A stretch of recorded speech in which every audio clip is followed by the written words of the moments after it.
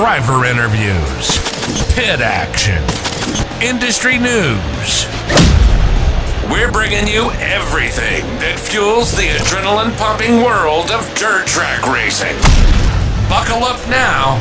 You're sitting with the Slimy Bastards. Take it away, Jason. Alrighty, welcome to the Slimy Bastard podcast show. I'm in, well, I guess you could say almost Boone, Iowa at the Harris Chassis Racing Shop. And I must say, I walked in today and this place is pretty amazing. I'm sitting here with Kyle Brown and Mark Elliott, and you guys got a nice shop here. Welcome to the show. Yeah, thank you. Thank you. And what have you been up to, Kyle? I've been working a lot and racing a lot, getting ready for the off season, trying to beat the snow because I don't have our shop. I can't put my hauler inside, so we got to do all our work when we get home and before it snows and gets too cold. So we've been getting the trailer ready, just doing a little maintenance, but doing a lot of work here at the shop. And I've been working a lot more than I tend to on the summer days because we're not racing. So right. I'm spending I'm here all week. I'm here on the weekend. I got some stuff I'm going to do today, but just nose of the grindstone. Yeah. And you're done now for the season, are you? Yeah. I'm not. There's some opportunities to go race this winter, but we're so busy at the shop, and I feel like we have a better. We just do better in the wintertime when I'm around because I do all the purchasing and stuff. So I can usually manhandle it in the summer because we're not as busy with the build season. So it seemed like this year we were, but the last time when I had you guys on, it was quite a night because Dallin won that heat race, and by hands down probably one of the best races I've seen all year of just the excitement and the overall of how that race took place. I mean, were you there, Mark? No, but I was watching. Okay. He opened some eyes. Yeah. I think the way it wasn't just that he won the heat race from 6, because that's hard to do on that tour. It was more the way he did it. Drove it. Yeah. He made me nervous. I know there's a lot of money riding between those 4 wheels, and he put it up there and just didn't move his foot. I was a little nervous, but you're shitting your pants there because after when I came back to your guys' toter there, you're just like, oh fuck, I was all puckered up. Yeah, it was. He's but he shows every time you give him an opportunity. He shows why he's somebody that's on our radar all the time. Yeah, and that's he's there's been a lot of talk about it, and he showed that he can do it there, and that's a track that fits his style. Right. I wanted to try to get him in at Lakeside in 81, but the weather looked so bad that we were both kind of, I don't know if it paid, was going to pay to do all that work and then get rained out. So we kind of waited, and then by Wednesday they had canceled. So yeah. So what's the plans with him this next year? We haven't nailed anything down, but there's been a lot of talk about it. I think the only way for me to be able to fund it all the way, like probably what his parents want me to do, is if I step away from the driver's seat. And midsummer, I was pretty well ready to do that. But I think the way we got running better, got our mental aspect back, and we started jiving better as a team, and that team goes beyond just me and Hayden on the road. It comes back to Mark and Chris and my wife, everybody here in the office, and then there's a lot more to it than what everybody thinks, because I'm trying to run the business while I'm on the road too, and it's and then Mark does an excellent job keeping my tasks minimal while I'm gone. Like towards the end of the year, I really didn't have to even worry. And I'm only gone a couple days. It's not like they can't do it without me. Right. But, phone call away. Yeah. I mean, we would start, and it just seemed like we focused more on what we needed as a group to get better, not necessarily what other people in our cars were doing. So sometimes it's hard to separate that, because if somebody's outrunning you in your own stuff and they're doing things a little different, you start to wonder, like, okay, should we go that direction? Yep. And so on the R&D aspect of it, it kind of put a hiccup in it, to be honest. But we just went back to how we used to do things and Sure. focus on what we need to go faster, and worked on the shocks a lot through the summer. From Deer Creek in May to Ogilvie, I never went on the racetrack with the same thing, which I tell my customers all the time, don't do that. Well, Yeah. we were missing something. We were missing 3/4 tenths. We could get around the racetrack fine. Car looked perfect. It drove awesome. Yeah. But we needed 3 to 4 tenths in speed. And what you're running in, that's a huge difference. That's too. big. That's big. that's the difference between running top fives and barely making the race. So Right. it's, I think the group qualifying at Mesa City, I think the top 20 in each group were within a couple tenths. And it's pretty tight. Yeah. And on dirt, that's a big deal. Right. And I think that's why that series is so competitive. Did you enjoy it? Running the series? Yeah. Yeah, I do. I mean, Mark ran it back when he was racing a lot more. And he's always told me about it. And I've always, as a kid, that's where, politically with what I do, there's a lot of, people say I don't race IMCA because I don't want to race. That's not it at all. Yeah. Since I was a little kid, I've wanted to race with Jason Hughes and the Kelly Right. Shryoks of the world. That's who I grew up watching. That's every time they were in the state of Iowa, I was driving with my B-Mod somewhere to go race with them, Right. just because I wanted to watch. Yeah. And then get to go race. And every kid has that hope that you run good in front of those guys, and and maybe that creates some, just like what Dallin had happen. Yeah. You run good in front of them, and they notice you and maybe get some help somehow. And so I did a lot of that when I was younger, when I first started racing, and I've had a blast. I've always liked an open engine. That's just what I grew up racing. Yeah. I've always been a Ford guy, but I don't have Fords in right now. But it's just because of the way it worked out. It was when we were building those engines, you couldn't get the heads and stuff. But I've had way more fun racing that series, and I don't think it's necessarily just the engine and the combo of the rules. We get to go to so many different places, see so many things, and I don't want to be 60 years old and look back and think, I wish I would have done that. Oh. And when I did it, I even told everybody involved, I'm like, I'm not financially ready to probably do this. Yeah. My parents have helped a ton. They absorb a lot of the hauler expense, and I've got great sponsors that have helped with the engines. Yeah. And obviously our business carries the weight of the car, just like they always have. And it changed how I look at the racing, and it changes. It costs a lot more to race per night, Right. and it's not for everybody. Yeah. I think that the local racing around here, the IMCA stuff, I think is a great thing, and it has a great place. But for me, racing my customers every night, it wasn't. You could be, Mark knows it. It's tough. You can be, 10 feet from a guy, and he gets turned in the fence, and it's your fault. Right. And you and I talked about that on our last podcast. Of it's kind of unfortunate because even you're kind of in that catch-22 of if you win the race, then people are the guys that have your stuff are wanting to know, well, why ain't I up? Why aren't I up there? You know what I mean? And so I could see. Yeah. What are you holding from Right. us? I'm sure he gets it a lot. The first couple years that I had the shop, we didn't race around here.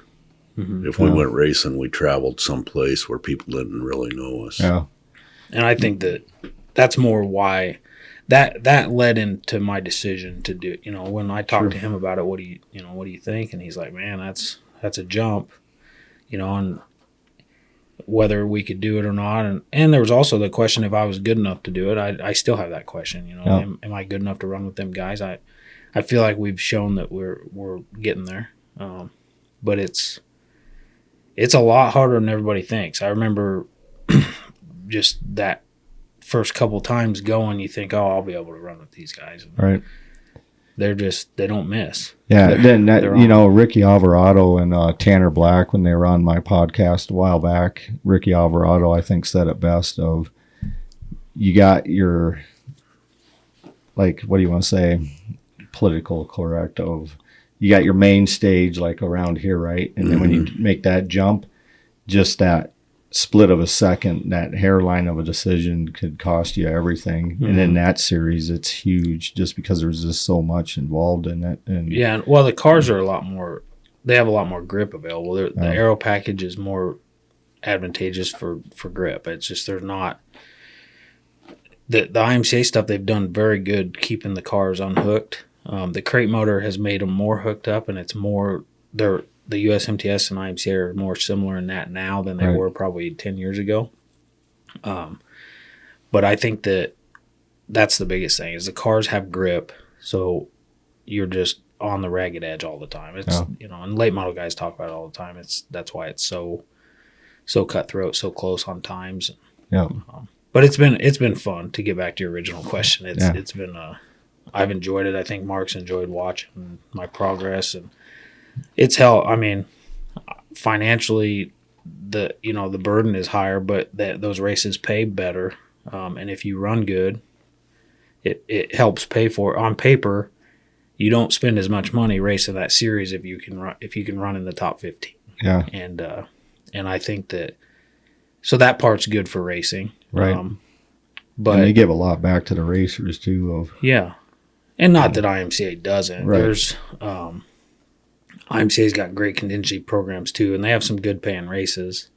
And there's nobody in this room can argue that the crate motor's not cost effective because you can't buy an engine and race for $100 a night on an engine. You just can't do it. Right. I hate the engine, but financially it does make sense. So, and I can't even believe I just said that, because I'm just not a fan of the way the racing is. It's obviously I want to sounds and everything are a lot different. Mm-hmm. And, well, obviously as a racer, you want to spend the least amount possible, but there's a dollars to fun ratio that goes down when you have 200 less horsepower. And that's just how it is. But as far as for the shop, it's been great. I feel like it's we've sold a lot more open cars. It's opened up our market a little bit. We have a lot more WISSOTA interest. And obviously we still, the majority of our cars we build, probably 80% of the cars we build, or maybe even more, go to IMCA cars. So that's still our focus, and we haven't lost track of that. You're just trying to step out and get some new customer base and a new, just to open up, because you always heard that. Well, Harris has always been the IMCA car. There's always been this perception that you can't take a Harris car and go race in open series, and we've proved that wrong with Taylor Cook in his UMP stuff. He just won the Dirt Track World Championship again, or the Charlotte race. With a 2016 car. I mean, that car's got to have a lot of rate. I don't even know how many nights are on that thing, but he bought that new from us in 2016, and he had a little stint there where he ran an elite car. But the UMP world, the cars go well, and our WISSOTA stuff ran really well. The USRA stuff is obviously the same as the USMTS, so that part of it has opened up that market, and it's also, I feel like the setups aren't as different as everybody portrays. I took what I'm running at Mason City when I passed for third in that 25,000 race and hit the fence, but that same setup that me and Dallin had, I put on the IMCA car and went to Super Nationals and we had speed. Yeah. That race, you got to have, everything's got to go right for you. Right. So our results weren't that well, but on the stopwatch, we were quick. Yeah. And the only thing different is the rule package, and it's I feel like so what we've learned on the road, we bring that into the shop, we use it, and if you look at 2 years ago, if I was to just continue my racing how we were, I don't feel like our development would be as far, to be honest. It definitely wouldn't. Yeah. That's the thing.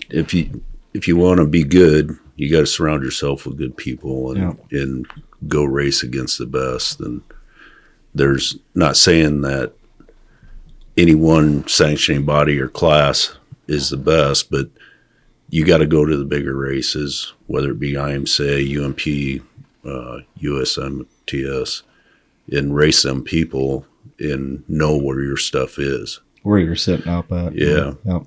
And it'll make you better as a group. Yeah. When I feel like historically, you know, like I told you earlier, Mark's been with Harris since 2005, when they bought Terminator from him. But you raced USMTS, if I remember right, from like basically that time you were running all open stuff till about 2011, 12. Yeah, 10. And so, Yeah. and if you look at historically, the business had a lot of USMTS cars with soda cars. It was a nationwide reach for, like, it was probably one of the better cars in the country all across the board.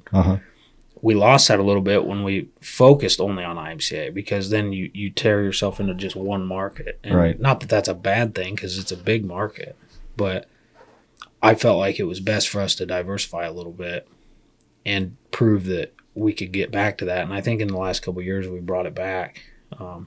Maybe not, you know, to exactly how many cars were out in Wausoda in the open markets, but it's getting there. Yeah. You know, and there's a lot more interest from those markets. So that was our goal. You know, personally, I wanted to race that as a childhood deal, but I've always wanted to do it. But we made the decision based on Harris Auto Racing. Sure. And we made it as a group. A lot of people probably think this is what we're doing. And I remember when I walked in his office and said something about it, he's like, well, that's tough. And if you want to get better, that's how you do it. You go get your ass kicked. I think that was his exact words.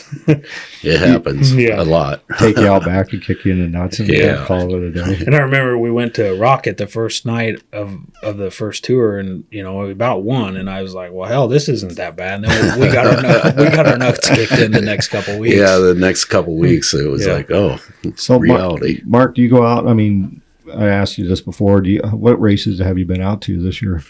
I haven't raced at all this year, to be honest. Well, I mean, not race, but I mean, just out with Kyle and that. And Everything as far as traveling, I stay here and I just stream it and watch him. So I've stuck close to home actually the last 3 years. I'm getting older and you live up in tired Webster early. City, right? Yeah. Yep. And that's when you raced. That's where you and I talked a little bit when we got here and that. But you raced up in Webster City, where I grew up in Clarion, over there by Belmont, Wright County. What was that? Wright County Speedway. Wright County Speedway. Yeah. And then did you say Mason City?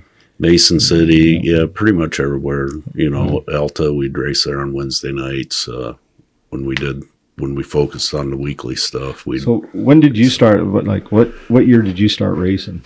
I started racing cars in 1988. Okay. I was born in 88. Yeah. That was in Webster. So, yep, in Webster City. Yeah. I had raced go-karts as a kid, and honestly, all I wanted to do is race late model because that's what I grew up watching. And they come up with this class, IMCA did, the stock cars. So a bunch of us buddies got together and we built a car. And the very first IMCA race they had at Webster City for stock cars, we had one of the 4 cars that were there.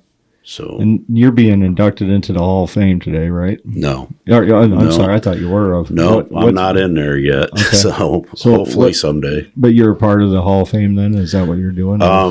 The Hamilton County Speedway Racing Association, we have a Hall of Fame for the Speedway there at Webster City. But the Hall of Fame that's going on this evening is the whole state of Iowa. Okay. And that's something Marty Pringle has worked very hard at. And it's tied in with the museum at Algona there. Okay. Now, because like I said, I grew up in Clarion, so going down like every Saturday night, that's where you'd be. Yeah. It was in Webster City, and that's, you kind of look at, like I look at that track, and I kind of, it's one of my favorite tracks just because I love looking down, and in the infield, that's where the pits are. It's kind of like that dirt track of NASCAR, I'd say. You know, does that make sense? The infield pitting I've always enjoyed. The only bad side is when you get a lot of cars in there, it's hard viewing. It's hard to see the backstretch and stuff. Yeah. He's made a lot of changes to help that. But I always loved that track of just that reasoning. And same way, I mean, you could even take Algona. Algona was actually, that's a cool track too. I'm going to say it again, but they just need to fucking fix it. Yeah. And I don't like track bashing, and I don't like talking bad on anything like that. But I mean, it's kind of like Vegas right now. Guys are just fed up with it. And, there's guys on social media I saw this morning that typically are very positive. And they were still positive, but they're basically saying, like, this is bad. This needs to get fixed. When people are saying they feel unsafe, at that point... You're talking Vegas. Yeah. Oh, yeah. The Vegas is a shit show. And, like, you go... Well, and I think that they had a good group of guys doing the track. And, whatever happened there, who knows? But you got to have good people. It'd be like me just getting some high school kid in here and tell him to start welding cars together. It's probably going to look like shit. That's what happened in Vegas. So that's just how it is. But going to Algona, that's probably one of those tracks that every time I go, it's always been not favorable track conditions. Yeah. But I typically only will go there when it's raining and nobody else is, just like a last minute, decision. Sure. I did go there one time for a dirt tour race back. It was the year I won it. It was beautiful. It was like 10 cars wide. It was black. It was so much. Me, Jimmy Gusson, and Van Genderen had a hell of a race. It was just fun. That track can be very fun. Yeah. That was the first time I went. Right. Yeah, it's such a paper clip. You don't momentum race. It's the way the sun beats on turn 2. It's just technical. 3. Yeah, it's really technical to get around the place, no matter what the condition is. Yeah. A couple of weeks ago, I had Kobe Fett. We were doing a race party with Chris Krug and Kobe Fett up there, and we did they wanted to do a quick podcast, a year-end deal, and Kobe was telling me that they're actually now changing some of it. Like they're ripping out the shape. Yeah, and then I guess they're taking out the dirt and putting in new dirt from someplace, and no kidding. Doing a bunch of changes up there. And then they got a huge grant to fix the grandstands or revamp the grandstands over there, which I think that's great. You take that grandstand in Webster City, and you couldn't ask for a better. Yeah, it's covered. It's a covered grandstand. You're blocked from the wind. Yeah. It's just that old, like you said, that old school Iowa dirt track racing is what I call it. Good old fairgrounds track. Yeah, exactly. I always, the Bauman brothers, when we worked with them, they always hated the fair. They were Illinois boys, so they wanted bull rings, elbows up. They wanted walls and cushions and just wanted to tear their shit up. But that style of racing, then they come over here and raced in Iowa, and they made that comment to where all these they always said all these fairground tracks. We're going to another fairground track, and we went to Fairmont, and they're like, this is just crazy. Like, why would you have a track this big? And but we grew up racing that stuff. Right. Right. Algona's a tight little track, but it's a fairgrounds track, pretty flat. Spencer's the same way. Mm-hmm. Man, that's one of my favorites. That place. It helps when you. Did you ever race on the old track in Spencer? Oh, was it in the same place? Yeah. Really? It was bigger, right? It was a half mile. Yeah, really. And they basically just used it during the fair, and they'd go out there and they'd spread the manure and stuff on the track every year. So you go up there and race. We had a couple series races up there, and the corners were crowned, so you could get in on the bottom good. If you got up on that crown, it'd just suck you off the end of the racetrack. It was something I've never raced on anything like it before. Really? Yeah. So when they decided to shorten it up and everything, it's obviously made a huge difference in the place. But yeah, I've heard the old track wasn't a lot of people. It was one of those deals you went and did it because it was the fair. Right. A little bit like the fairgrounds. Yep. Yeah, the Des Moines fairgrounds.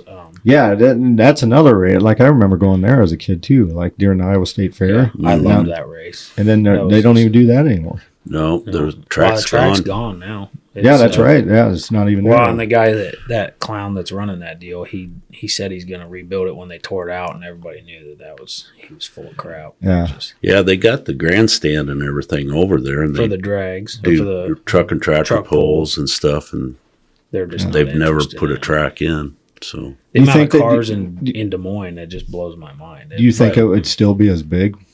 No, they'd make it smaller. I think. No, what I mean, do you think the race itself would be? Oh, if as they big brought as- it back, I think it'd be bigger. Yeah, probably bigger. Because a lot of people, there's a lot of people that are more conservative with that, as far as not getting rid of tracks, and like old school racers that I think would come out of the woodwork to support it.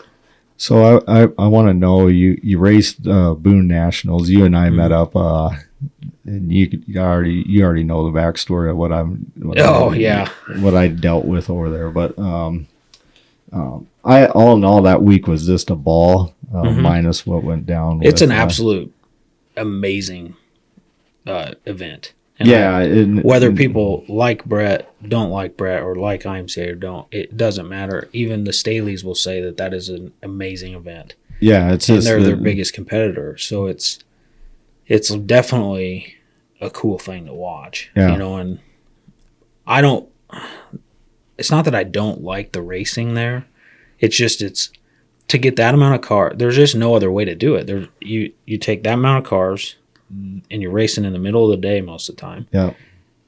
You're not. I mean, there is not a facility in the country that could do a better job, in my opinion. No, and it's just so smooth. Like it's. I mean. Oh, it's kind of cool to watch how. Yeah, I actually started paying attention more this year. I don't know if I get older and I start noticing things like that more, but just how fluent.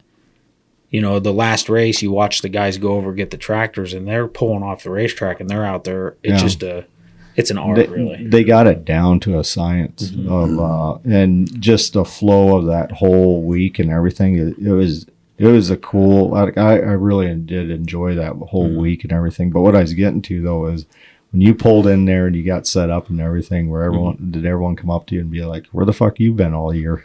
No, I mean they all knew. I mean, and that's the thing. Like it's not that I'm not I was gonna build an IMCA car in the beginning of the year, but we were 6-8 months behind on our customer list that when we got to my cars, what was it, 2935, I think was the number. When we got to that car, I didn't feel, and nor did Mark, we all agreed that it probably wasn't a good choice for us to build a car for me to race 8 or 10 races. Yeah. I wanted to race the Nationals for sure, but I like racing IMCA around home too, because I don't get to race with my family very much. So that gives us a good opportunity to do that. So it caused there was some stuff that, IMCA took that I was not making them a priority, which is not the case. I just wasn't doing it with my personal racing, and I understand where they're coming from. I'm a business guy. I get it. But at the same time, I had to make the best decision for Harris Auto for Racing. your business as well. Yeah. And it's not that we couldn't build a car, but if a guy that's been waiting since September and it's May, and you're rolling and out, I'm rolling out a new car, right. That's not a good optic for us. And so I decided to just focus on what I had. Yep. We had talked about switching one of my cars over to IMCA and running some stuff around home, but it just schedule wise it was going to be too much. It was going to be a lot of messing around. Right. So I decided I actually drove Chad Melton's car that week, and I picked it up after Mason City that next Monday. I drove down there and picked it up and drove home, and we went through it, and and it needed some service stuff, and he knew that. So we went through the car, and his engine was tired, so I had a new engine that from Carl's, a brand new piece that we put in, and overall it was a lot of work, but I'm glad that I raced the event. Me and Brett had some good conversation, good understanding where he's at. I had that same deal with him too. You and I talked. He's a reasonable guy, and I just do this for fucking fun. I'm just, what I mean. It's not like I'm making any money by any means. I mean, I'm not, but I'm just doing this as like a hobby and a fun type thing. Of if it leads to more something in the future, great. But I know what you're talking about because I pulled Brett aside as well, and him and I talked a little bit of what I was coming from and what I was dealing with, and so that was cool. But what I was getting to though with the Boone deal of. You were there all week, right? Mm-hmm. What driver stood out? I'm going to ask you this: of what driver stood out to you in the sport, and well, let's start with stock cars, sport mod, and then modified. What I felt like, man, the mod deal, I mean, obviously I'm biased, but Dallin had a year he was at set Nationals up. that was really good, and everybody expects that. I think the biggest surprise for me was how good Dylan ran in his modified with the limited amount Of time in that car. Yeah, it was a new car. We built that car. That was actually a customer car. That's why I got some slack over that too. Just how Dylan get a car so fast. Well, there was a customer car that was. It's at Powder Coat now, so that's where Dylan's car would have landed. And we built that car for a guy in Yuma, Arizona, and then Dylan had a relationship with him, and he wanted a car. I think it was in July. He had mentioned like, "Hey, I want to have a car to race Deer Creek." And I'm like, "Man, I don't think there's no way I can do that, not without pissing off my entire customer base." Right.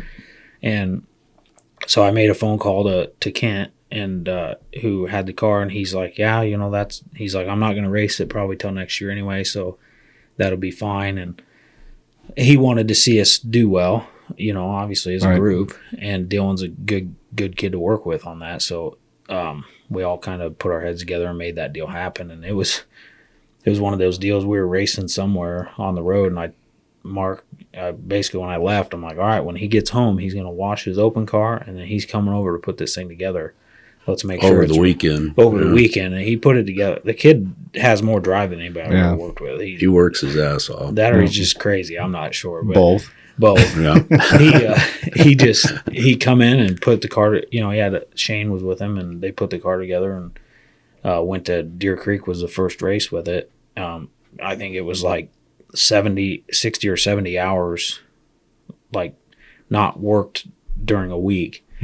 Actual daytime hour, like they worked through the night and everything. Every day we'd come in, I'd get in the morning and look, and it's like, geez, he didn't sleep.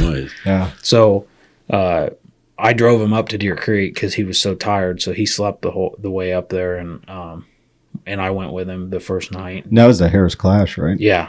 Yes. Yeah, nothing like unloading a car you hadn't been in. And yeah. So well, I tried talking to you up there, and you were so underneath the car. We and were all busy. That. Yeah. There was just some stuff, you put a car together in 3 days, literally 3 actual calendar days. Yeah. From bare frame to race ready. It's, tough. It wasn't that tough on me, but there was just some stuff that was missed, and he had a few components that were different than his open car, and there were some measurements that we missed, and it just we got it lined out though. I think he's raced that car probably 20 times. He's won a few. But when he got to Boone, I went to the Prelude race that Saturday.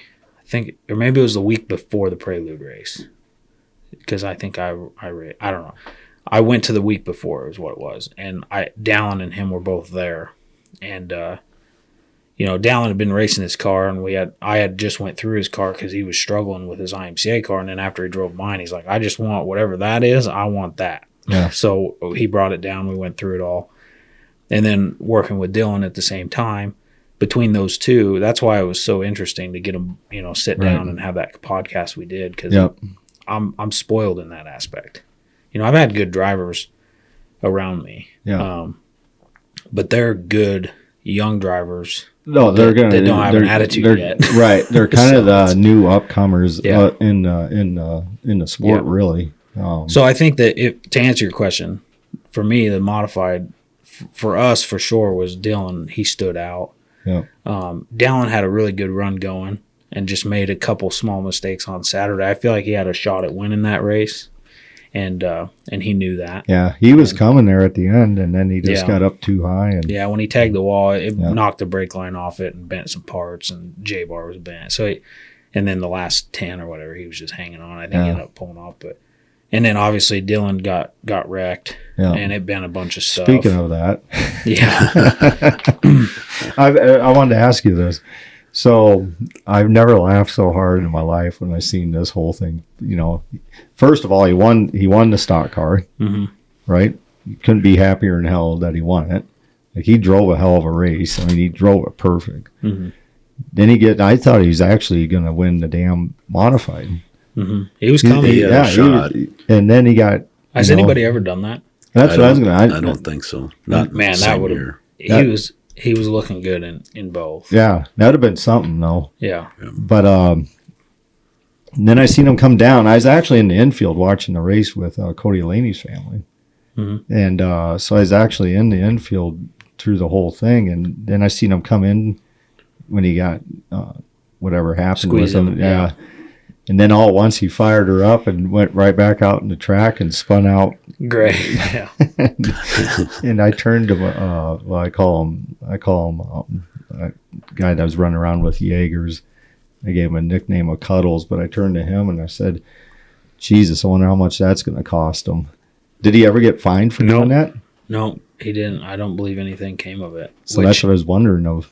I think at the same time, everybody watched what happened, and you can say from Gray's perspective, there was a car under him squeezing him. Yeah. So I get both sides of it. I was sitting in the grandstands watching it, and obviously I wanted Dylan to run well, so I was upset that he got wrecked. But I get both sides of that, and that's just racing. Yeah. And I'm telling you, on that stage, going that fast in that tight of space, things are going to happen. Yeah, it's just, and I've learned over the years that I would say 98, 99% of the stuff that happens in the seat is not on purpose. Yeah. Ever. Between anybody. Like, there's stuff that happens that, like, that people don't like each other, they get race dirty and you see them respond. It's going to be interesting this next year with Old Mills and what's his nuts of that went down in that last chance qualifier. I can't even think of is it the guy who owns the Rage or not Rage chassis? It's God, I can't think of his name but they were going at it in the infield there for a little bit. Oh, okay. You never seen any of this? Yeah, I seen it. I can't remember who it was. I can tell you one thing. Jeremy's a small dude, but I don't know if he could. You don't want to fuck with him. No, you don't mess with wrestlers. That's one thing I know. He's dynamite. He's a passionate dude. It's what the sport needs, though. I agree. You don't need. Look at NASCAR. You get a bunch of Alex Bowmans up there. I don't know. It's not very fun to watch. I'd rather watch a bunch of Kyle Bushes go at it. And that's it's entertainment. That's what we're in the entertainment business. So really, Brett ought to be happier in hell because he had all the entertainment he had there on Saturday between those last chance qualifiers and then the fights after the A mains. I think over there even by Dylan's pit, wasn't it? Yeah, there was words between him and Gray. Yeah, I think a couple people threw punches.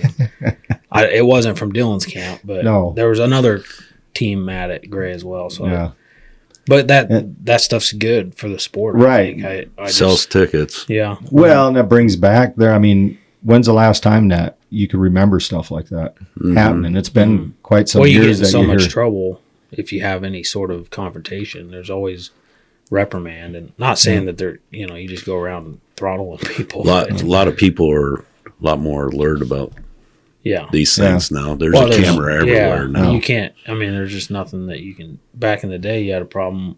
Just work a guy over. The guy's nose out and go and then on. That wouldn't happen anymore. But there was a lot more respect on the racetrack because.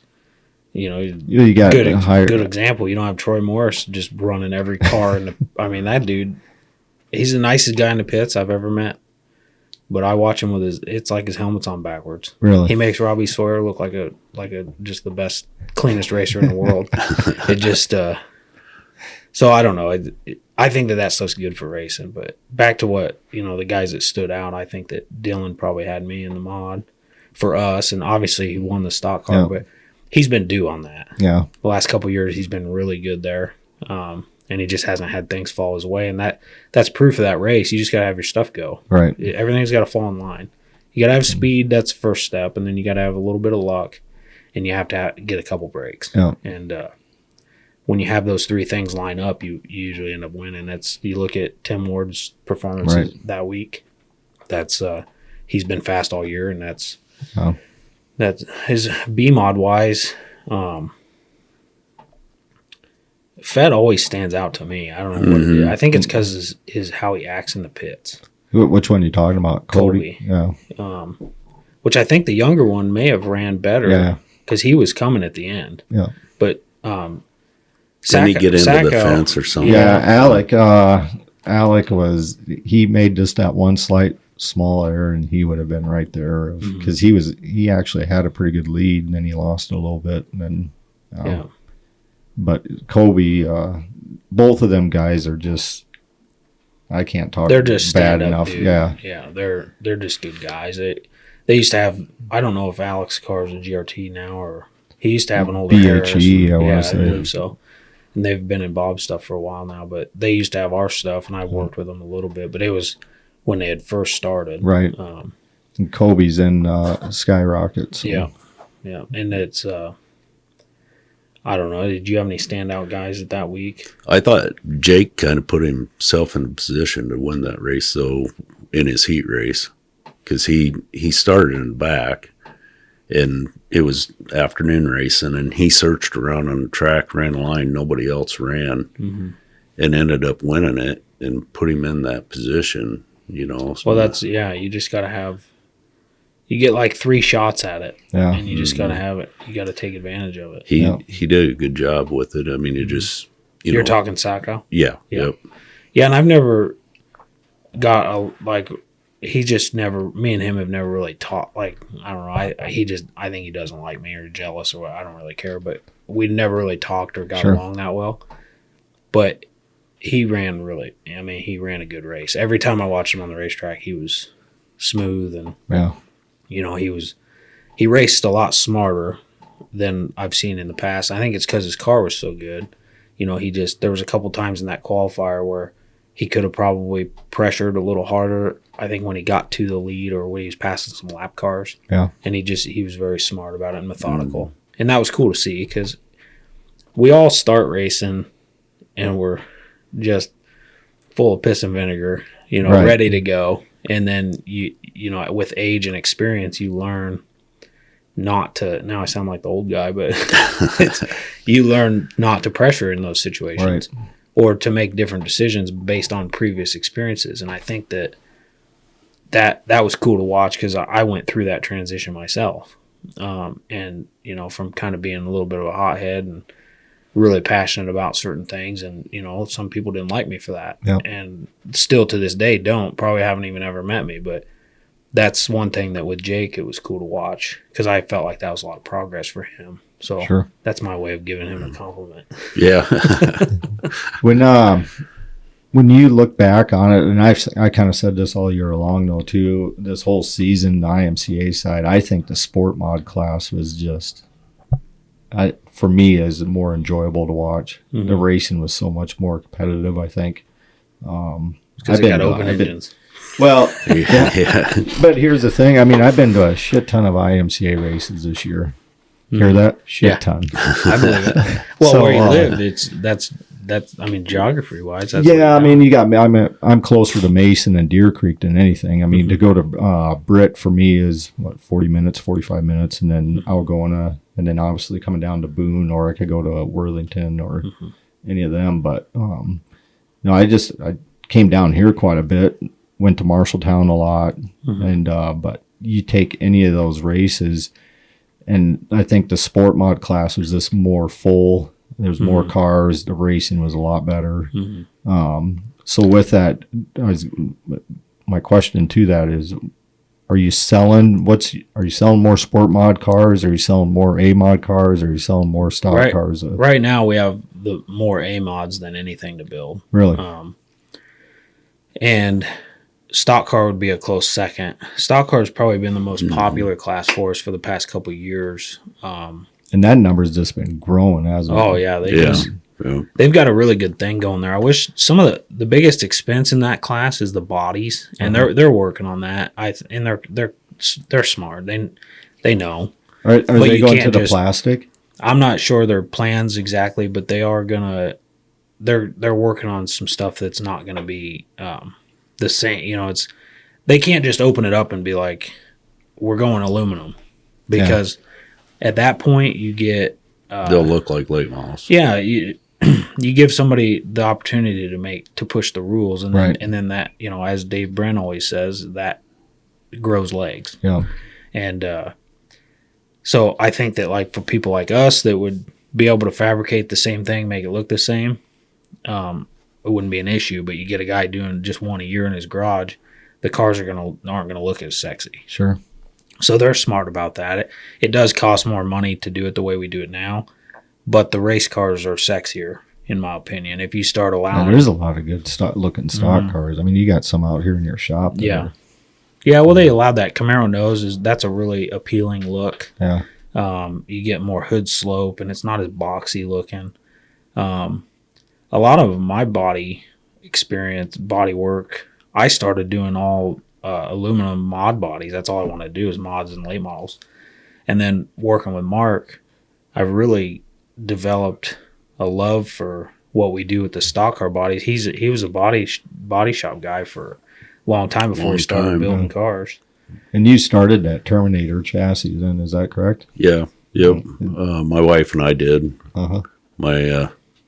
I was doing body shop work and I was building cars at night, and my wife pretty much told me one or the other. So Yeah. I give up on the body shop stuff, and shouldn't say I give up on it. You keep getting me to do something every once in a while. But yeah, his skill set is so unique as far, he just, like when we built my Ford car and my Chevrolet car, when I built my two stock cars that I owned, we had a lot of fun with that, because that's where, I guess in a way, we're kind of artists on that stuff, and that gives you, that's your canvas. Yeah. And you can express your, what we both like nice stuff, and we like it to look cool, and when we roll something out of the trailer, it's a direct reflection on Harris Auto Racing. Sure. So that's when we did the stock car stuff, we had a blast, because we pushed the rules like anybody would. Yeah.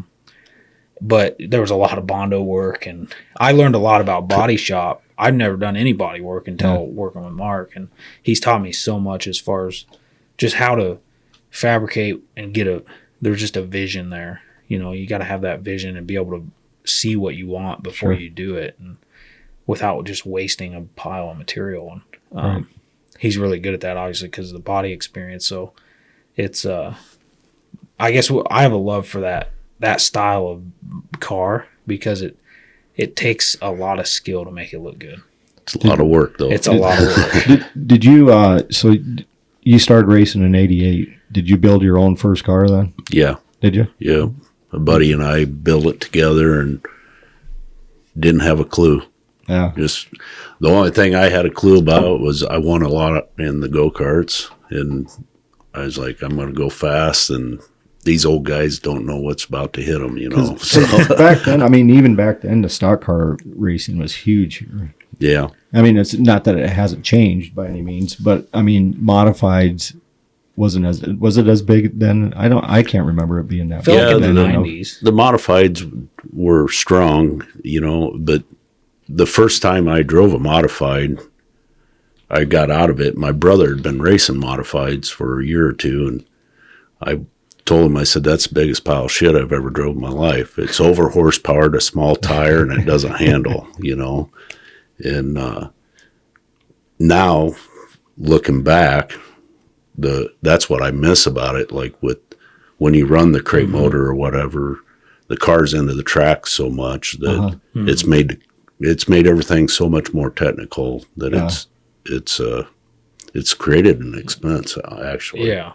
Yeah, the suspension side of things are way more. I started racing a mod. huge difference of cost. Yeah. Yeah. 2012 was when I started racing modified, and that was the last year the open motor was the only option. And then I remember multiple times at Webster, I raced Marshtown and Webster City weekly because I was going for Rookie of the Year, and it was, you did never. I bet if you got over half throttle, it had rained. Yeah. You would get full throttle in the heat races, but the features, it was basically whoever could spin the least is who did well. And I think that taught me a lot about driving, and that's something that, like he says, he misses because you get in the crate engine deal, and it's like a go-kart. You're on the you still have to pedal it a little bit, but you're just on the hammer and steering. Yeah, you got to steer. setup's got to be pretty close. Yeah, and it's tightened the window up on the suspension. It's made our job a little harder at the shop here to be able to relay what guys need and the direction we got to take our stuff, and it's made our changes smaller than what they used to be. I mean, but it's also contributed to your decisions because you got to go race against the toughest competition you can find to better the business. Yeah. Because it's got so technical that if you don't, you don't know where you're going to be sitting. Well, and a lot of these guys are, I hate to say it, but the middle class racer is gone. When I started racing, there was a lot of guys that would buy a year-old car or a frame, put it together themselves, try to keep the cost minimal. And then you had your guys that were just showing up with the junk, and then you had your guys that could afford to race and were showing up with brand new, the nicest of nice. There was like 3 levels. Yep. Now there's 2 levels, and it's the top end, and maybe I'm speaking out of place, and there's the bottom end, the lower end. Now you got so it's like it's really hard to sell a 2-year-old car now because that lower end guy can't swing the amount of money to do that. Yep. And then you got your guys coming in buying turnkey You're kind of cars. seeing that right now on Facebook, and what I mean by that is there's so many guys trying to sell their cars. Yes. And they can't get rid of them. Mm-hmm. Yeah. One, and people say I'm not saying that on Harris. I'm talking across the board. Everybody. Yeah, it's not just it's everybody. We see it. I mean, and I'm really particular now on what we used to 5-6 years ago. I'd bring any car I could get on trade. I'd bring that thing in here and just move it. I mean, it was, but that market's gone. No, guys. So what do you think is going to change that? Because I mean, eventually it's going to catch up, right? Yeah, I don't think that. People say racing's dying or whatever. It is not. If you look at the car count across the board, we just have more classes. It's just changed. Yes, it's different. It's not. People are still interested in racing. You got mini mods, and there's less people in the grandstands because they can watch it on TV. Yeah. If you couldn't watch this stuff on TV, the grandstands would be packed. I guarantee you. It's just maybe not on a weekly show, but. They weren't packed in the middle of the 90s for a weekly show yet. Maybe they were. I was not old enough to. There probably wasn't a lot of weekly shows in the 90s though either, was there? Oh yeah. Yeah, there was a lot of. That was really what IMCA did super good on as far as they had it. Was that it was really strong in the 90s. Was it like late 90s 2000s? Yeah. Okay. 96, 97. I moved back west like after I graduated high school, which that was in 94.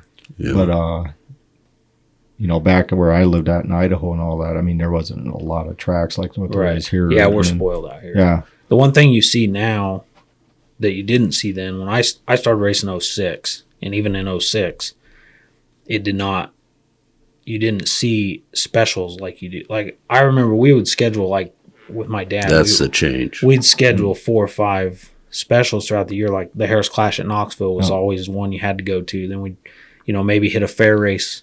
1 or 2 fair races. Oh. You would pick and choose, but there wasn't that much. There was maybe 10 big races to pick from that paid better, and that you wouldn't do that now. I mean, people don't race weekly because there's so many options. Right. Man, every week there's something on a Tuesday or a Wednesday, or and people whether they can't afford to go race 100 nights a year or they don't want to. I mean, it's a lot of work to go race. Right. And when I had Jeremy Mills on, he was running for 3 different track championships. Yeah. Algona, Britt, and down here. Mm-hmm. And you could just tell, because this was at the end of the season, you could just tell he was just drained.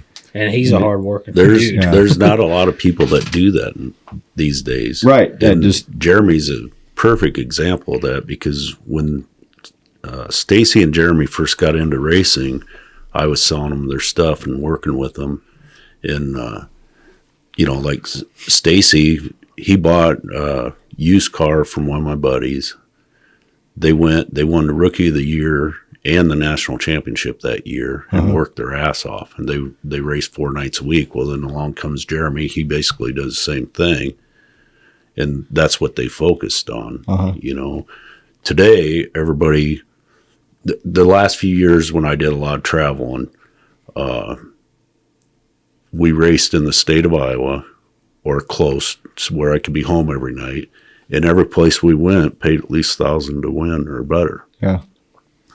you never had them options before. Now you do, and they wonder why weekly racing's struggling. Right. You know, it pays the bills. The cars are expensive. It's almost like the TV aspect of it too. Yeah. Yeah. It's killed the fans coming out, and that's kind of why I got into doing this, just to get people like down into the pits and meeting some of these guys behind the scenes and all that of.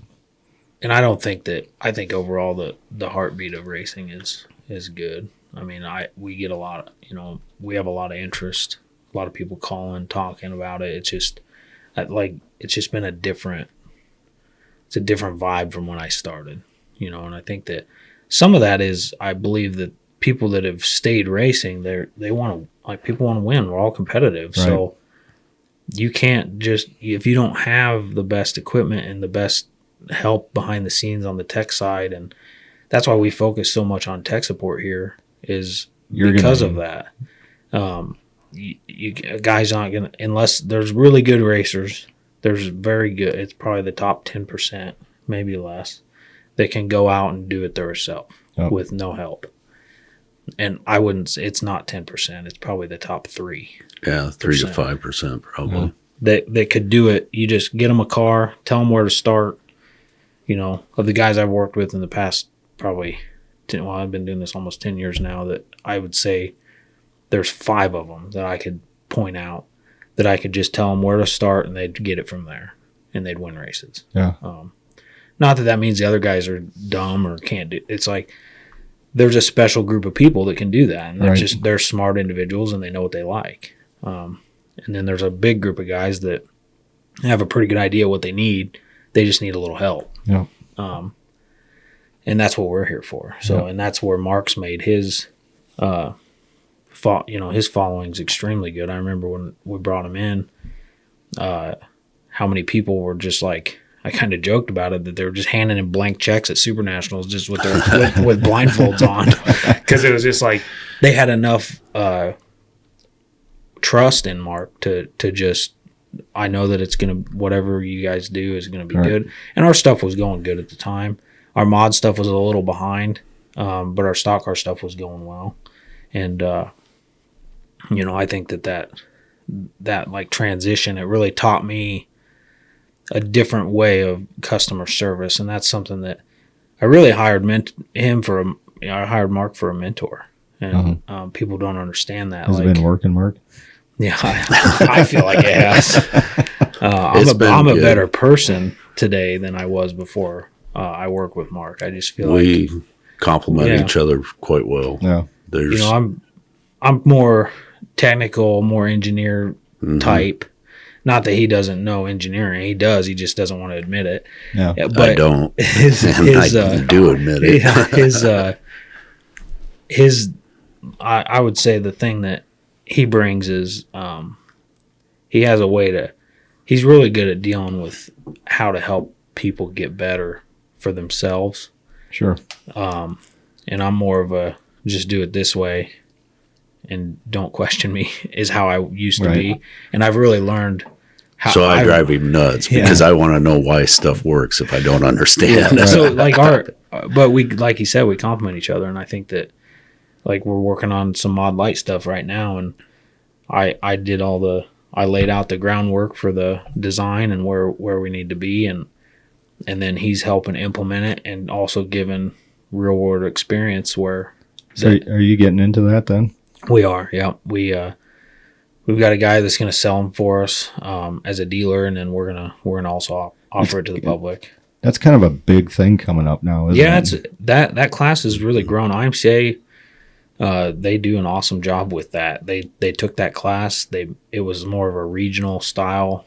They had a national series, but it wasn't as well known.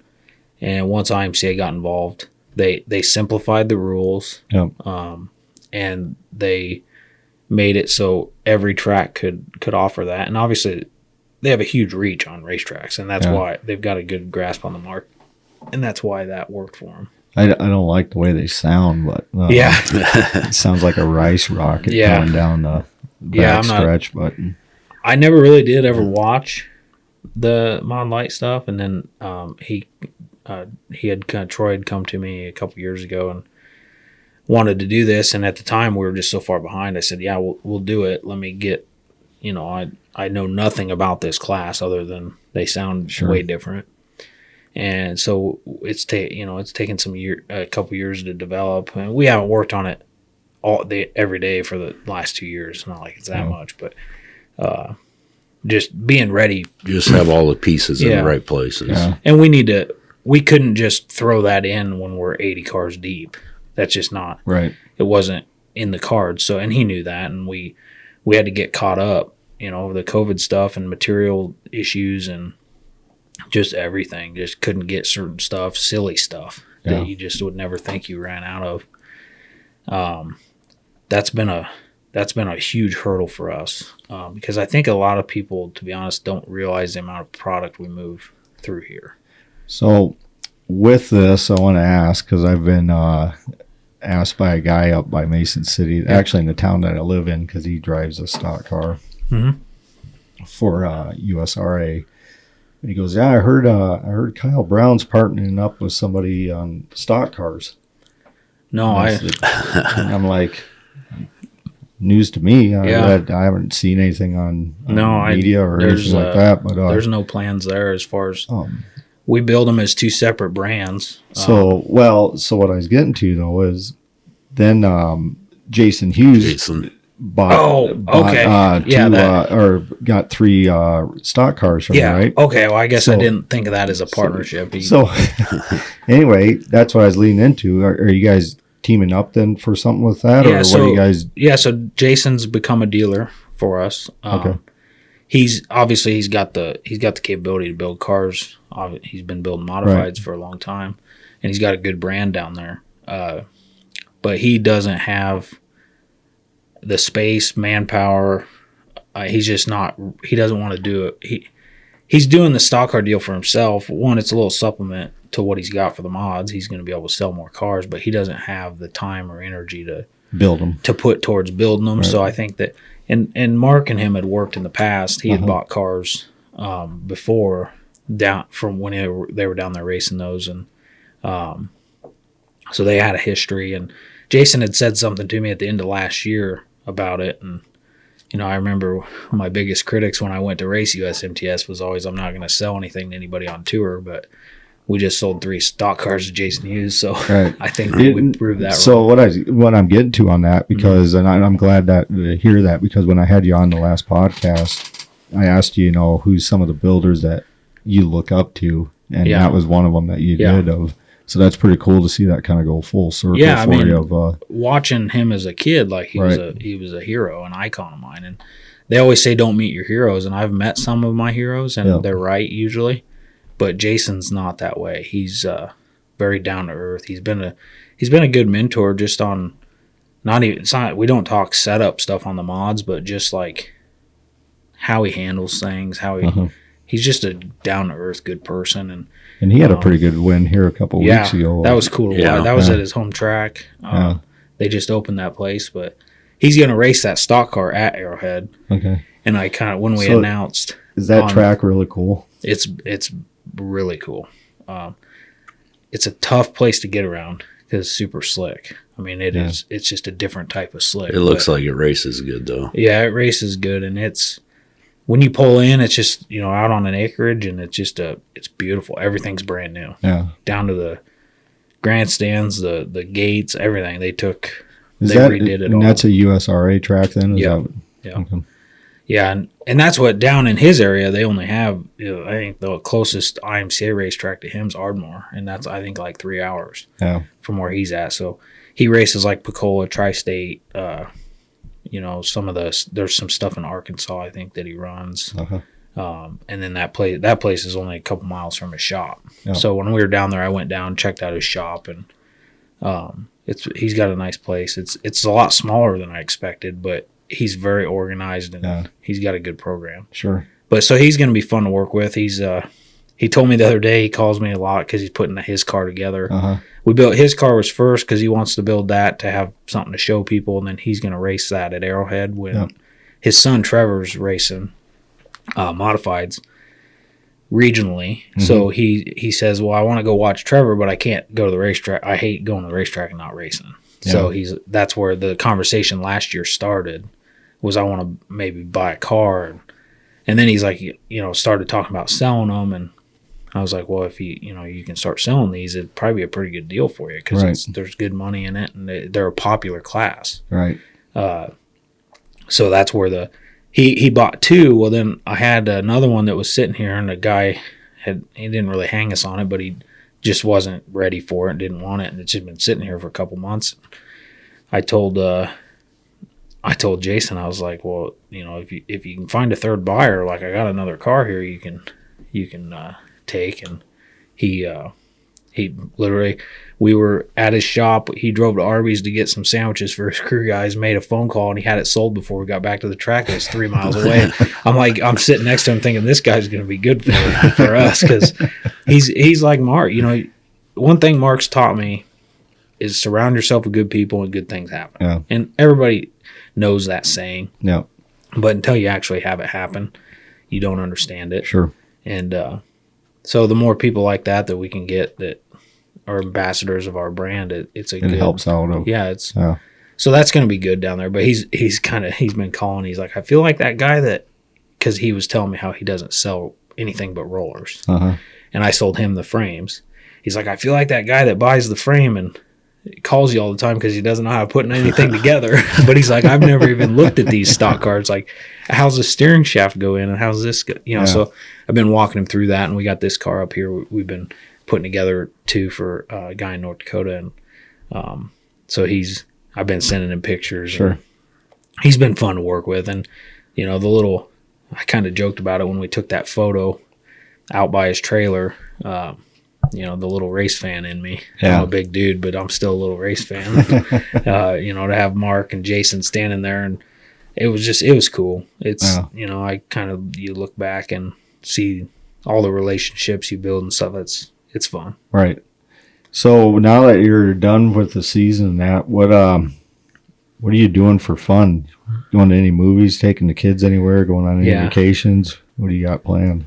Trick or treating. Yeah, I have 2 daughters. They're 3 and 5, so they're ready to go all the time, wide open. We did it. We trick or treated this last weekend, and so I've been eating way too much candy, and I'm in the same boat with my 2. So we took them to dinner and ice cream the other night, and it's been nice. It was funny, the first weekend I was home, my little one looked at me, and it was Saturday morning, and we were just hanging out. I think I was starting a fire in the fireplace, and she just looked at me and was like, why are you home? She was just like, well, what are you doing?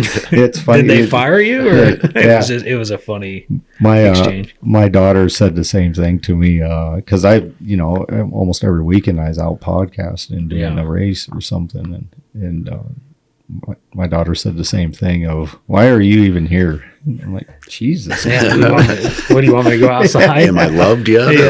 Yeah. So what are you doing this fall? Preparing to build a new shop, I guess. Yeah, that's cool. You doing that here? Or? At home. Okay. Yeah. Yeah, my race shop it's old.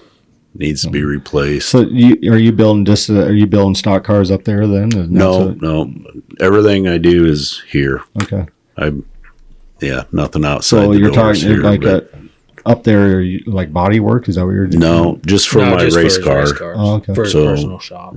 Car, personal shop. And one of these days I'm going to start on a street rod, I guess. So I got to have something to work on all the time. So it'll keep me busy. Yeah. Yeah, and he's got the mod still, and he's got a stock car as well. We're both involved in the mod, and then he's gonna have some guys driving different stuff for this next year. And, as far as I've been working a lot more, it's kind of weird. I have like 2 modes. It's a race mode, and you're just always focused on racing, and it's still work, but. Yeah. You don't do all those extras. So you get a list throughout the summer of like things, okay, these are things I need to hammer out in the fall. And right. Do a lot more design work from probably October to December, things that we want to implement for the following summer to try. And so I've been working later than normal. And but that's healthy for me. I enjoy what I do. I mean, all our teachers tell us when we're growing up, you find something you love to do and you never work a day in your life, and they're right. I mean, Mark's proof. You love body work, but you really love race cars. And right. That's to make it. Well, I'm 58 years old, and all I've ever done is worked on race cars, basically, except for my body experience when I was Justin Yeager's almost in that same boat of, because he has a body shop out there in Green River, and then with his boys racing and all that, he's kind of it's kind of cool to see, like, you get in the grind and you think, oh, this, sometimes, why do I work this hard? Why do I do this? Like, because owning a business is not what everybody cracks it up to be all the time. There's obviously a ton of perks. There's also a ton of stress, and we support, what do we support? Like 15 families out of this building, and you when you look at it that way, it changes your outlook, your perspective on things. Like one decision could fuck it all up. Yeah, and we're in a very cutthroat market that any accountant would look at and say, you guys aren't priced right. I mean, my guy's always up my ass about, you guys aren't getting paid for what, the amount of work you're doing. But you can only go as far as the market will bear. And I think that's something that, we're in a market that people can do in their garage with, they're not paying taxes. They're not paying insurance. They have zero overhead. Yeah. We lose customers to that all the time, and then they come back because you get what you pay for. But that part of it's like, I look at it as we're supporting. It's not just supporting me. It's support everybody that works here. It's and we treat everybody like family. We have a really good group of people here. Got a lot of what I'd call lifers. Guys that have been here for a long time. But, our lead fabricator, he's semi-retired now, but he's been with Harris Auto Racing since 1997. He's been through all four owners. Oh, wow. And he gives me that look every once in a while. If someone with a suit walks in, he always gives me that look like, what are you doing? Because he's just been through it. And, it's like, he was trying to sell me insurance or something. It's never, we're not looking to sell by any means. I feel like I'm just figuring out how to do this shit. Because I started doing this when I was 24 when we bought it. And obviously my dad was a big part of the acquisition, but he doesn't have any building or business experience, so it's kind of just been shooting from the hip, to be honest. And when you're that age, I mean, I started Terminator when I was 23. Yeah. And didn't have a clue about business. No. Nothing. Just ran it and learned on the go. And honestly, through working with John and working with Carl and now you, some of the stuff I look back and it's like, man, I wish I would have known this back then. Sure. But that's the way life works. Yeah, I think everybody probably gets that. I mean, I look at it, if I could go do it all over again, it'd be a completely different, Yeah.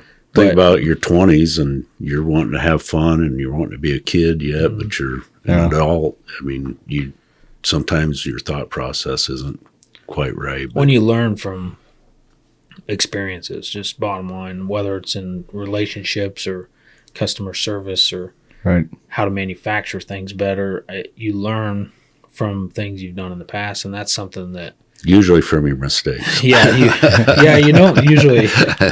there's not a lot of lessons you have from just when you really kick someone's ass. Right. But that's one thing that we hired Mark in 2018. Well, I tried hiring him when I bought it, and he's a loyal guy. And I don't think if Carl wouldn't have shut down the Victory chassis, I truly don't believe you'd be here. Probably not. And it's nothing against us, or that's just Mark's, and that's one of his best traits, and it's he's been great. We haven't really talked about it, but at some point, Mark's going to not want to work every day of his life, and I'm really not looking forward to that day, because replacing him is impossible. They say everybody's replaceable, but it's not everybody. You're replaceable. Everybody is. Experience is not replaceable, and that's something that's been just invaluable to us as a group, is to have this wealth of knowledge. It's like having a book. I go over there all the time with just questions. He probably looks at me like, what stupid, what kind of stupid questions is that? But it still gives me a reason to come to work. That's why you're still here. Yeah. And so it's been awesome to, I've learned so much in the past 5 years or 6 now. And it's pretty cool to look back on. I feel like we've got a good thing going here. And, and we always joke, every year after Super Nationals, we hear the rumor of Harris is shutting down, and I remember hearing it. You always hear it. I don't know if people just want something to talk about. What I heard of. Yeah, he's selling. all the time. Nobody can just say like, "Hey, maybe Kyle really likes his job and he's dumb enough not to sell it." There's no. I mean, obviously, I bought this as an investment, but I'm 33 years old. I'll be 34 in December, and I don't have. I want to build. I want to build some wealth, and obviously, if someone wanted to buy it out, we would always listen. But there's not any sort of there's no hurry to do anything. Well, and there's never. I've never said let's try to find someone to buy this. Right. I'm not interested in that at all. No. The guy that bought out Carl actually, he tried to buy us out in 2016, and the conversation was very short. Let's put it that way. And then it's just something that I love what I do, and I feel like I have a home here, and this is what we got, and we're learning a lot and getting better every day. So. And finally, it seems like the material stuff and the parts stuff that's kind of water under the bridge. There's still, that last steel order we put in there was a couple sizes that were like 3 to 5 weeks on inventory. And it's just nuts, isn't it? Yeah. Yeah, like you just, frustrating. None of us knew. We all kind of had an idea. When I remember it was March 16th, I watched the governor on Maggie's computer, and I thought to myself, this is it. There's no way we're going to make it through this. If they're shutting us down, they're talking about these mandates and all, this COVID, how bad it is. And it, it was bad, and it's not something to mess around with because it killed a lot of people. But at the same time, like when you're business wise, your bills don't stop. Yep. My landlord didn't give a shit. Yep. I had to pay him. So this whole idea of like what happened to the supply chain, and people, I love when people get after us on, well, what do you mean that you're waiting for that for 3 weeks? And then they'll tell you later in the conversation how, well, yeah, at my job there was this, we waited on that for 6 months. It's like, it's everywhere. You go to the grocery store and there's things that aren't, and that's getting better, and it's good to see because I feel like we're getting back to normal a little bit. As the world, nobody knew how to go through it. No. Nobody had been through it. Right. So you did what you thought you could and did it the best way you thought. And at the end of it, this is what we got. So, yeah. And it's not just Kyle or, you just roll with it. Whoever, it's the whole world was that way, and it just, it's an experience when you get older and tell your kids or your grandkids, I remember when this went, Yeah, because it's all new water for everybody. So this business is tough. It's not a need. It's a need for some, but it's a luxury for most. Right. Yeah, or a hobby of. Yeah. So it's not something that people have to have, live or die. Some of them. You think about it. You take the population of this. Just use the United States. What is it, like 365 million, 380 million, something like that? I wouldn't know. You figure how many racers in the United States. Yep. If you took NASCAR, IMSA, USRA, UMP, and took all their racers, it's a very, very small group of people that all these businesses, whether it's the chassis shop, engine shop, spring company, shock company, sanctioning bodies, all trying to get in the same pockets. Yeah. It makes it really tough. Yeah. Well, it's cutthroat, and it's also what people do for fun. So I was one of those people for fun. I wanted to, when I started building bodies, I was I was 16 years old. Me and my dad were building our own stuff, and then I had some guys wanting to do mine or bring their car over so I could do it. And, that was kind of how I started with the industry side of it. And then I ended up getting hired on here. And, I don't know if it was because I was taking some business or if John just, I don't know. But I ended up not working. He was the one that hired me, actually. We knew you could do it, and you were going to school over there. Yeah, so I was going to school in Ames, and I was doing bodies at home at my dad's, and I got to say thanks to my dad. He never charged me a bit of rent, or I ran that heater all winter, and he never said a word. I remember he used to make me shut it off at night, but it was always so damn cold there in the morning that I'd leave it on and just tell him I forgot. He knew you were safe and you were at home. Yeah, so I was staying out of trouble. Cheap. All winter, you could go party and do all that. And I was in high school doing this stuff. I had friends that were partying all the time and chasing girls around. And I was lucky enough. I met Maggie in high school. That's probably the best thing that ever happened to me. Kept you grounded. Yeah. So, just doing all that at home, it's crazy. Like that's the one thing about our industry that there's a lot of what I call garage builders, and I was one of them to start with, and so it changes how it makes it hard to, I get everybody in the country they'll call and want a body put on a stock car, and you give them a price. It's like, well, my buddy can do it for $2,000 less. So, well, your buddy doesn't have to pay the government either. So Murdy's still waiting for his free body from the Nationals. Yeah. Well, that's the one thing about the contingency I can say. They've got to call me.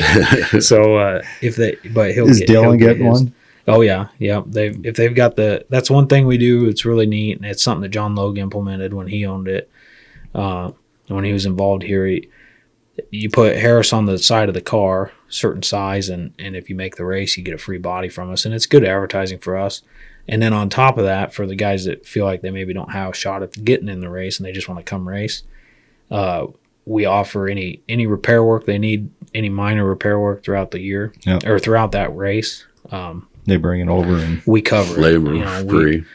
We write off a lot of labor that week, but our logo also rolls around on a lot of race cars, and it's a good what would you say the percentage of, if you take all the cars that were at Boone this year, what would be the percentage that would be Harris cars in all the classes? You see what I'm saying?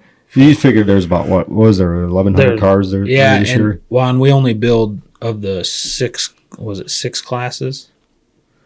We only right now build for 4. Right, so because of many mods. I would say if you added up of the cars we build, there's probably 700-800 cars that we're able to race. Right. And maybe it's more than, because we don't build late mods, we don't build mini mods. Right.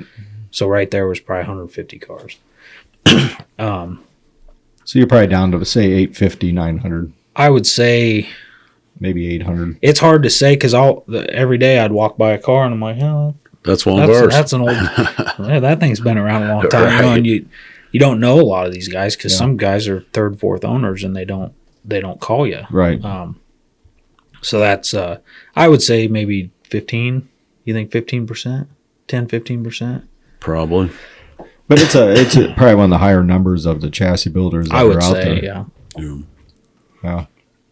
I mean, you got Shaw and GRT they built a lot of race cars. Yeah. Throughout the years, and there's a lot of their mods, and there's a lot of there's some home built stuff, and there's probably 20 or 30 builders that build for those classes that we do. Yeah. So I think I don't know for a fact, but I would say that there's probably a lot.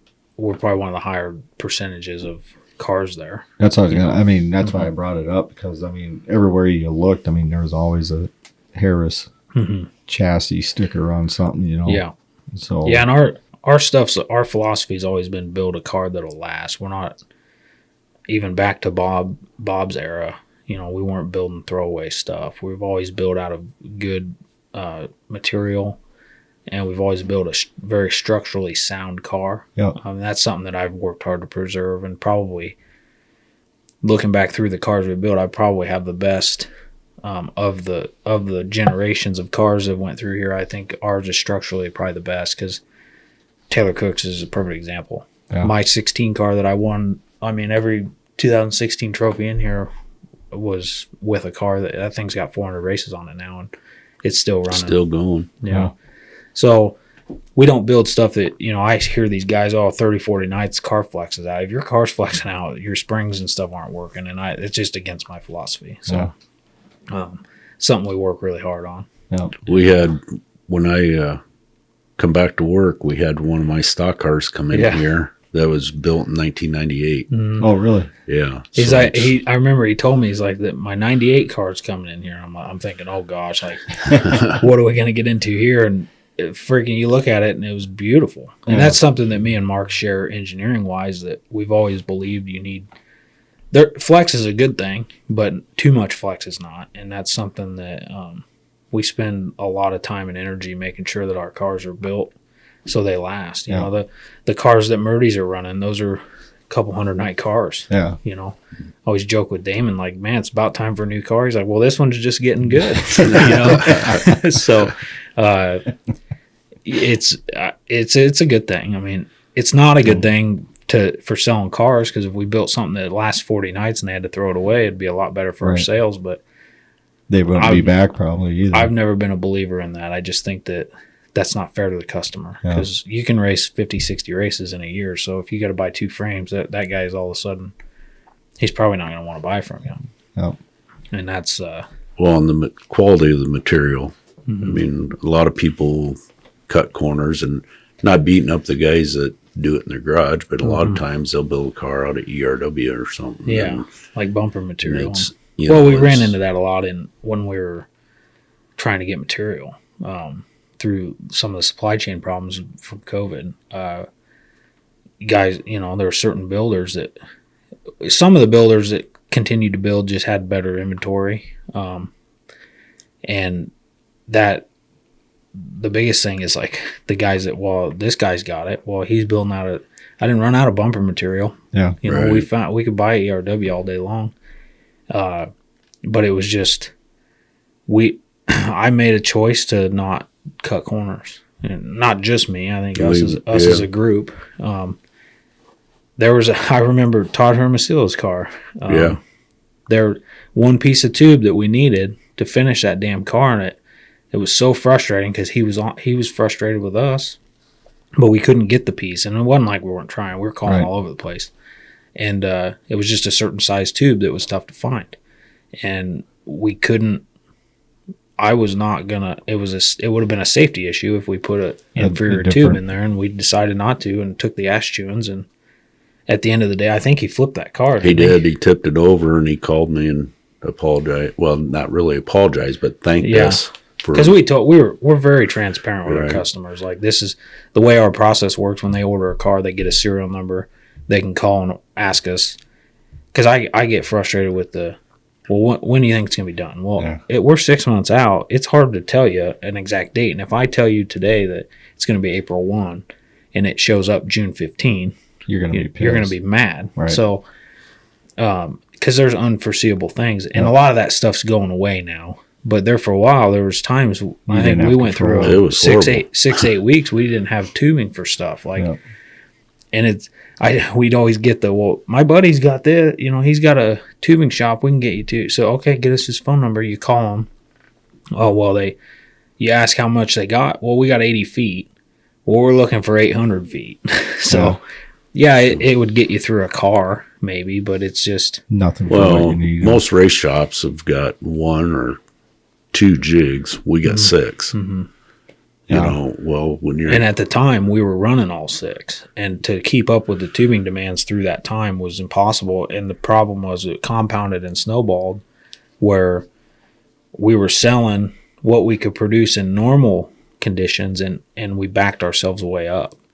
And and that's where, like, I've had some people this year, well, I don't want it to be a year, and well, neither do I. But we have to dig out of that backlog, and we're getting there. We start to, Jason ordered his stock cars in May 20th, and he picked them up, I think, a month ago or whatever. So, and actually we had to push it back. His would have probably been built before Super Nationals if we didn't have all the repair work to do before Super Nationals. So there's just a lot of things, Sure. a lot of moving parts, and it's a very complex system, and it's hard to. We're very transparent, but sometimes it's hard to explain that to people that don't understand our business. Yeah. So, Some questions that I had that popped up Yeah. that I wanted to ask you off racing subjects and that. But favorite movie? man, I really like The Wolf of Wall Street because that's like just my vibe, I guess. I enjoyed The Big Short as well. I like some of those financial style movies, but overall, just best entertainment, I would say Days of Thunder. Oh, I don't know. I don't watch a lot of movies. I guess Days of Thunder would be just because somebody said that they're going to do another one of that. Yeah, there's been talk of Are that. they? Yeah. Yeah. But it wouldn't be the same if you don't have Randy Quaid in there. Yeah. You know what It's I mean? so funny to see the different roles that he's taken. Yeah. Yeah. You know, his cousin Eddie and then the car owner in Days of Thunder. It's just so it just shows how good one of my actor favorite he is. classic lines. I'm I out guess- there hugging, kissing, and I look down and look like a bunch of monkeys fucking a football down. Yeah. It was a good movie. I've met some people that worked in NASCAR during that time Oh, really? that didn't particularly care for it on some of how they portrayed some of it, but Right. Yeah. it's It'd be cool kind to of hard. watch. It'd be kind of hard to portray. I mean, for a storyline, you know what I mean? Yeah, to go to mainstream Hollywood with Right. it, it can't be just a racers driven movie. Like Right. we talked earlier, the percentage of people actually involved in racing out of the population is very small. Right. So to make it just driven towards racers makes no sense business wise. Right. I mean, it's one thing that racers aren't always the best at is understanding the business behind some decisions that are made and across the board. So it's with that, I feel like they had to portray it to the Hollywood audience Yeah, to make, yeah. and I think they did a good job. It was cool. Like I don't know if you've ever watched some of the behind the scenes stuff. Huh. Netflix has a series on it. And Oh, really? yeah, it's Oh, in is the that one- the making of the movies? yeah, or making making a of, movie. okay. Yeah, so Yeah. they went through That and was they interviewed. entertaining. Yeah, that's pretty cool to see. You know, I'll have to watch it. I don't. how much actual research they did, Uh-huh. and everybody that funded that movie was actually very against it. And that Jerry Bruckheimer or whatever, he was like the main reason it happened. Uh-huh. So it was cool to watch. Yeah. It's kind of an underdog deal. They didn't think that it would make any money, and ended up being a pretty Right. good. The sound endeavor. effects on it is Yeah. what I Yeah. probably liked the most. It Yeah. was- Yeah. Just how they filmed it and So, favorite music album? album, man. That's hard for my generation to answer because we've had digital music. I never put I never put the record on, guys. Mark's like me of like, Oh. you fucking kidding me? Man, like I would say there's some Garth Brooks stuff that I've got some of his CDs from when I was younger. I don't even know what the albums were called, to be honest. He's more of a country guy, a country music guy. I was growing up, I was a lot of just country rock, and that was it. And then as I've gotten older, I kind of like everything. I'd say when I was younger, probably, I don't know, AC/DC. Yeah, But the classic rock stuff.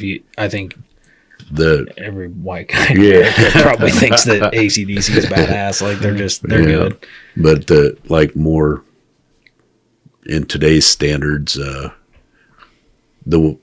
first disc that Dan and Shay had, there were so many hits on that thing. Mm-hmm. It was probably all around as an album would have been probably one of the better ones made. I'd say but- modern wise, I'd go with like Morgan Wallen's last Morgan Wallen, album. You look at all the bangers on that thing. yeah. I don't remember what the album's called because I just click on my Spotify or Pandora and it just So it I'm spits not out into some good country stuff. music at all. Like Okay. my wife is, Mhm. she'll listen to it and that. And we went up to a couple country concerts this summer up in Minnesota, and that one of them was Walker Hayes. Mhm. Actually, really good. I was kind of surprised, but my forte is like the classic metal. Okay. Yeah. And all that. But it's weird because I listen to a lot of I'm a huge Elvis Presley nut. and that's where my daughter Presley came from. Okay. And then my little guy Maverick, his middle name is Steele after Peter Steele of Typo Negative.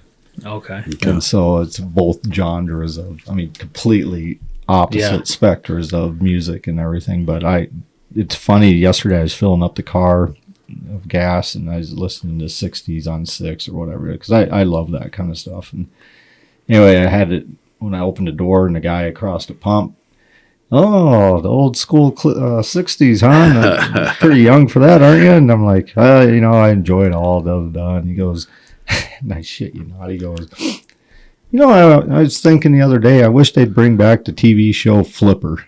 I don't even know what that is. Yeah. So Flipper was a TV show as a dolphin. Yeah. And it would like save like boaters or I never watched it obviously because I think I do know what you're talking about now.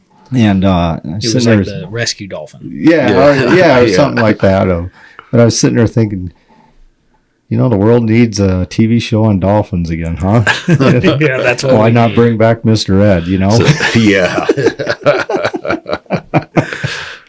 But if you're going back that far, Jan and Dean, Beach Boys, Everly Brothers. I went to Tommy James stuff. and the Shondells up in Okoboji this summer, and I was looking so much forward to doing that, and I'm glad I did because it was a great concert. And my mom got me; she was a big fan of his, and so growing up, that's what I listened to all the time was Tommy James and the Shondells. Yep. And I actually got to meet him up there. It was pretty cool. Got some stuff signed from him and everything, and for me, it was pretty cool. But I hadn't been to a concert in ever. We went to the deal with George Thorogood at the Surf. I'd never been to the Surf before in my life, and really, we went to that this last summer, and that was fun. You never been to the Surf though, huh? No, been by it all the time. But that's my parents have went to that a few times. I think they've neat place. been to a couple Thorogood concerts. Yeah, they like it. I seen Robert Plant, not Robert Plant. Robert Plant from Led Zeppelin at the Surf. Yeah. Oh, really? Yeah. Cool. That would have been cool. Yeah, that was an awesome show. They still get a lot of people in there or a lot of different groups. Yeah. It's amazing that they draw some of the names they did. Yeah. And then it only seats 2,000 people? Yeah, something like that. But yeah, it's a neat place, and they're actually getting ready to revamp some of it and redo some of the museum and that there. But anyway, with that, I'll wrap this up and appreciate you guys taking the time with me and coming down and spending Saturday morning with you guys, getting to know you a little bit better. And it's been fun. I got tip my hat off to you, Kyle. The first time I came up to you and told you I was doing this and wanted to know if you'd want to do it, and you're like, "Oh, you got to go talk to the Murdies. That'd be a good podcast." And then that first one that we did was with Dallin and that. But I've had a lot of guys compliment me on that episode of that. Yeah. It was just an all around. That was a fun. Did you think night. I was blowing you off? No, not at all. Oh, okay.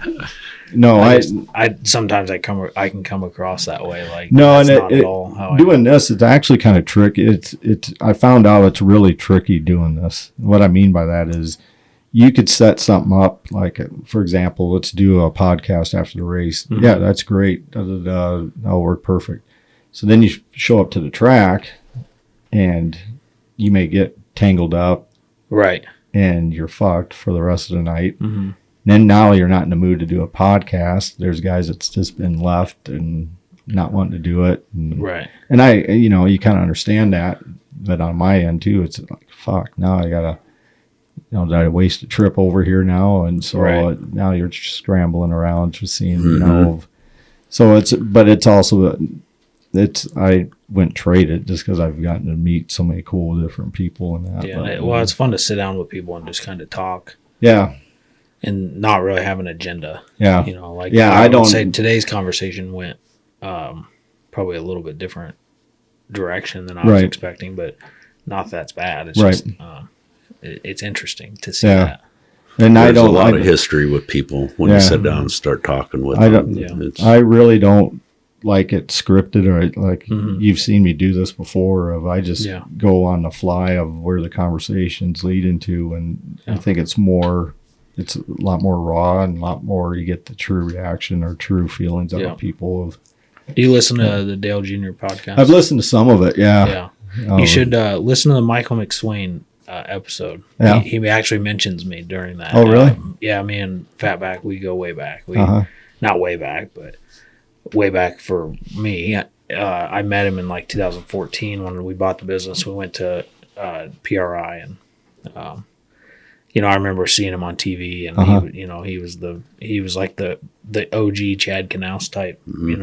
He was the brains behind a lot of those deals, and it's cool to listen to his stories and how he got involved, and he's been a big help on shocks and stuff that I talk to him. I don't talk to him as much anymore. He sold his business and stuff, but he's just been busier. And so with NASCAR coming to Iowa this year, you guys planning on going? I think I'll probably try to get there. I know my parents live like 10 minutes from the track. That's in the town I went to high school. Okay. The Iowa Speedway is. So I actually made, probably shouldn't say this without, they can't get me in trouble now. But, I made I don't know if it was the first laps, but when they were building that, they got all the dirt work done, and they said on the news, like it was like on a Monday, that they were getting ready to start paving it on like Thursday. So I had a 95 Thunderbird, which actually kind of is why when I built my Ford, that's the same body style I used, and there was a lot of history there for me. But I took my car out there and made a couple laps on the track, and then I spotted an ARCA race there in high school. And so it's I think I'm going to definitely try to get down there because it's a cool place. Kobe Fett and I were talking. They should almost shut down all the races that week. Like not have any dirt track racing or anything, because there's going to be so many guys that are going to want to go to that. You know what I mean? They'll have to build more grandstands. Yeah, tickets haven't gone on sale yet, have they? No. I don't think they have, but I think when they do, it's going to sell out. It's going to be quick. Yeah, because I don't. What's up? Do you know what that place holds? I don't. 40,000, I think. Yeah, so it's going to be. Did you see the crowd in Martinsville? Yeah, it looked packed. So of course, it goes back to entertainment. Yeah, last year with Ross Chastain. Yeah, somebody wanted to watch that happen again. Yeah, and then they write a rule against it. Yeah. So I think that that'll be a good race down in Iowa. That place always puts on a good show. Yeah. No matter what's there, people don't. I don't know. I've been to like Kansas, and I've been to Daytona. My dad's been to Michigan and stuff like that. It's more of a stamina race. It's not as action packed. Right. I feel like going to like a Bristol, Martinsville, Iowa. That'd be the one you'd want to go. Honestly, I've never been to a NASCAR race. Really?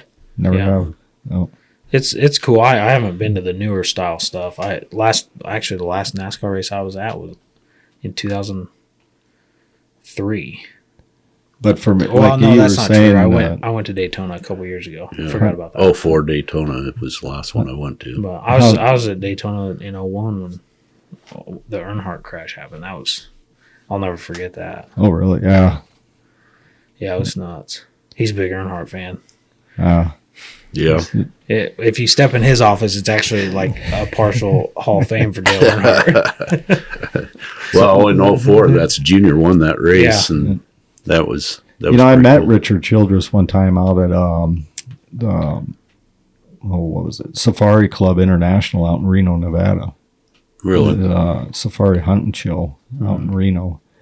And anyway, he came through there and stopped at our booth and for the people I was working with, and really, really cool guy. And that was right after, that'd have been in 2005, 2006. So yeah. But anyway, with that, I'll wrap this up so you guys could get going and all that. And thanks again for coming on and having me down. And best of luck throughout this winter and selling your cars and everything. And then hopefully catch up with you beginning of this next coming year and that. So right on. Yeah, thanks for coming down. Yeah. Anytime we're windy, we can always We can always sit here and talk at you. Talk, yeah. I'll have to bring 3 sets of batteries this time. Yeah. Thanks again, guys, and thanks for checking us out. Check us out on TikTok, Facebook, Spotify, all the downloading streams and that. And thanks to Pit Stop Motorsports out in Rock Springs, Wyoming, and Lake Mills Motorsports up in Lake Mills. So until next time, toodaloo, buckaroo. Pit Stop Motorsports, Dirt Tracks Racing, largest inventory trackside parts service. We keep racers on the track, located in Rock Springs, Wyoming, and coming to a track near you. Check us out on Facebook at Pit Stop Motorsports. And tell Slade Pitt the slimy bastards sent you.